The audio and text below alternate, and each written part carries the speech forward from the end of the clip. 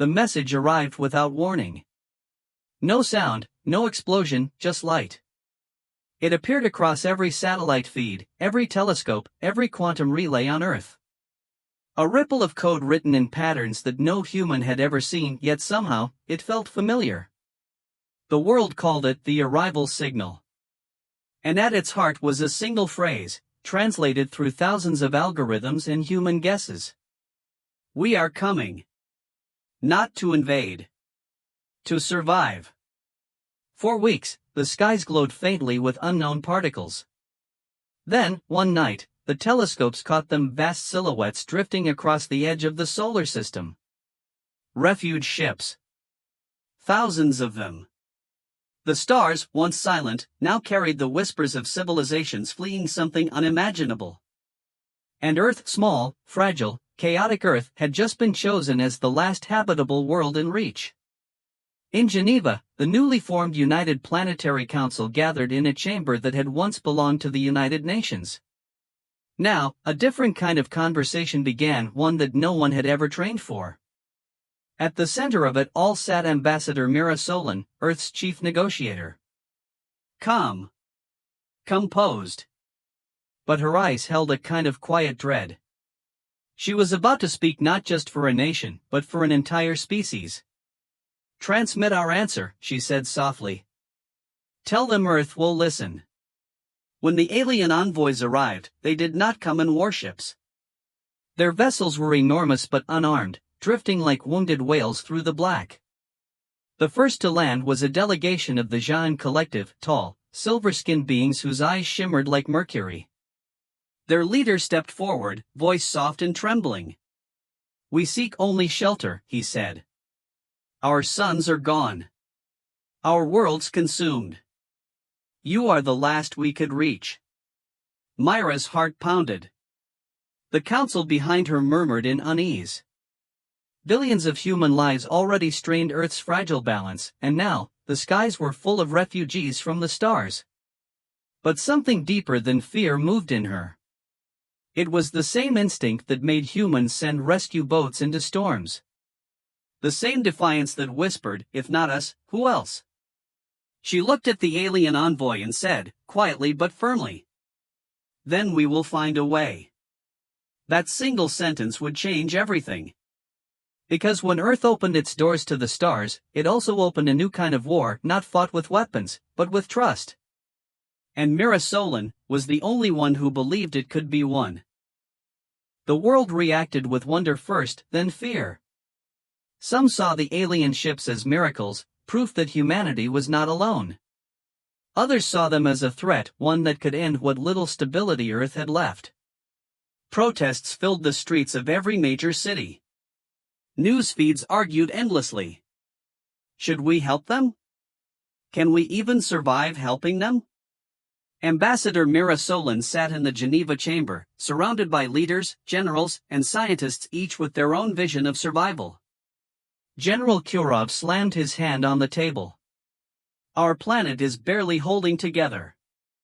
We don't have enough water for ourselves, and you want to feed them? Mira didn't flinch. Her voice was calm, deliberate. We've survived worse plagues, wars, famines. Not because we had enough, but because we shared what we did have. A ripple of silence moved through the room. The alien delegate, watching through the translator drone, lowered his head slightly, a gesture of gratitude. But not everyone shared it. The Minister of Defense leaned forward, voice sharp. Kindness won't stop extinction, Ambassador. Mira met his gaze. No, but cruelty guarantees it. The council fell quiet. Outside the chamber windows, the alien ships glimmered like strange new moons above the clouds. Humanity had opened its door, but fear was already trying to close it again. Days turned to weeks. The first wave of refugees arrived: engineers, scientists, families from a dozen worlds. They didn't bring conquest. They brought stories of burned skies, dead stars, and the quiet grief of losing entire histories. In the refugee districts of New Nairobi, alien children played alongside human ones, their laughter blending like different notes of the same song. but the peace was fragile. There were riots. Accusations. Human workers claiming the aliens were taking their oxygen. Alien elders whispering that humans were too unpredictable to trust. Mira walked through the refugee centers daily, her diplomatic badge barely protecting her from the anger. She watched humans handing out food rations, medics treating alien wounds with trembling hands, not sure if they were doing the right thing, but doing it anyway. Every night, she returned to her quarters overlooking Lake Geneva. The water shimmered with the reflection of distant ships. And she whispered to herself, "We invited them. Now we must prove we meant it." Then came the transmission. Intercepted by deep space scanners, a pulse of energy unlike anything they had seen before. The message decoded into a warning. They are coming. The ones who destroyed us. Panic spread through the Galactic refugee network.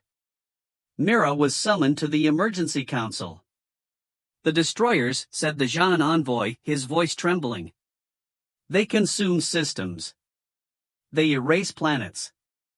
We ran from them, but they have found us again."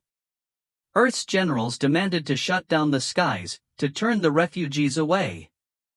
"This is what we feared," shouted Kurov. "We didn't just open our doors, we brought the war here." Mira stood. Her voice was steady, though her heart raced.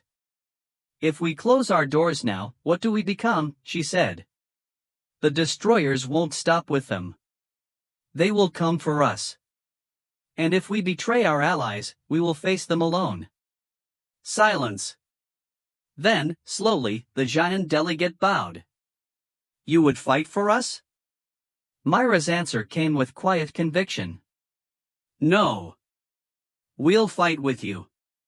The world changed again. Human and alien engineers worked side by side, building defense grids powered by both technologies. Refugee scientists shared knowledge that humans had dreamed of for centuries: gravity stabilizers, plasma shields, and the first true fusion core. For the first time, Earth wasn't the weakest world in the galaxy, it was the most united. In orbit, the combined fleet formed a wall of light. Thousands of ships, human and alien, ready to defend one fragile blue planet together. Mira watched from the command bridge, her reflection framed by starlight. She whispered, "If we survive this, we become something greater than human." When the destroyers came, they were not ships, they were storms. Dark waves of energy sweeping through space, devouring light itself. The Alliance fought back. Lasers, missiles, plasma shields, the stars turned into a battlefield of fire and silence. Mira listened to the reports from orbit, entire fleets lost, yet holding the line. Then, a sudden realization struck the alien scientists: the destroyers weren't alive. They were machines, an ancient weapon left behind by a forgotten race, endlessly consuming anything that emitted intelligent signal patterns. The key wasn't to fight harder, it was to go silent. Mira ordered the network shut down, every beacon, every relay, every transmitter across Earth and orbit. For hours, the planet fell into quiet darkness. The destroyers drifted past, blind and confused, searching for signals that no longer existed. Then they vanished into the black. Humanity had survived, not through power, but through understanding. Weeks later, the skies cleared. The Alliance ships returned, battered but alive. Earth was no longer a single world, it was a symbol. A place where countless species had stood together, and won not by domination, but by cooperation. In a new chamber, under a flag that bore no borders, Mira Solon addressed both humans and aliens alike. "Refuge," she said, "is not weakness. It is the highest form of courage, to open your home, even when you're afraid. Today, Earth is not the center of the galaxy, it is its heart." The hall erupted in quiet applause, some clapping hands, others waving luminous appendages. And above them, through the great dome of the council hall, the stars shimmered in silent agreement. Years later, travelers would come to Earth not as invaders or beggars, but as friends. Children of 100 worlds would walk its gardens, their laughter echoing beneath skies once feared and fought over. At the lake where Mira once stood alone, a statue now rose, a woman with her hand raised toward the stars. Beneath it were carved the words she spoke the day the ships first came. "Tell them Earth will listen." And somewhere beyond the reach of light, the silence of the destroyers drifted on. A reminder that peace was not given, it was built.